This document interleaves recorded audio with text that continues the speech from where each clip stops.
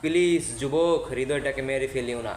তুমি দেখো না, তোমার বয়স 10, তোমার বয়স 22, 10 বছর বয়সে যখন মা বলেছিল স্কুলে যা, মাদ্রাসায় যা, মানুষ হবি, তখন তুমি শোনোনি ক্রিকেট, ফুটবল, সিনেমা, নাটক, কোথায় বিয়ে, কোথায় বাদ্যযন্ত্র, কোথায় খেলাধুলা করে তুমি নিজের জীবনটাকে শেষ করে দিয়েছো।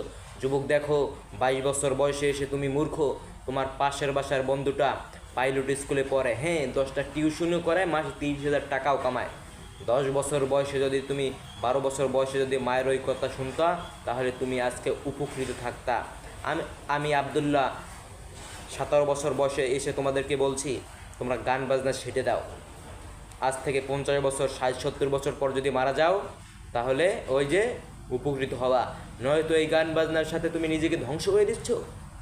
বুঝতে তোমাকে হবেই, জমিনের উপর বলছো বা জমিনের নিচে বলছো। শোনো, আল্লাহ কোনো কিছু বলেছে আর তুমি বুঝবে না, পার পাওয়া যাবে না। তবে তোমাকে বলি যুবক, শোনো, যা গান বাজনা শুনেছো, যা কিছু করেছো, এবার আল্লাহর দিকে তাকিয়ে সব কিছু ছেড়ে দাও। ইস্তাগফার বলো, আল্লাহ আমি না বুঝে করেছি, আল্লাহ তুমি ক্ষমা করো। আল্লাহ তাআলা ক্ষমাকারীকে ভালোবাসে, আল্লাহ তাআলা ক্ষমা করে দিবেন। আল্লাহ তুমি আমাদেরকে এই গান বাজনার কারণে আমাদের কানের ভিতরে গলিত সীসা ঢেলে দিও না। আল্লাহ আমাদের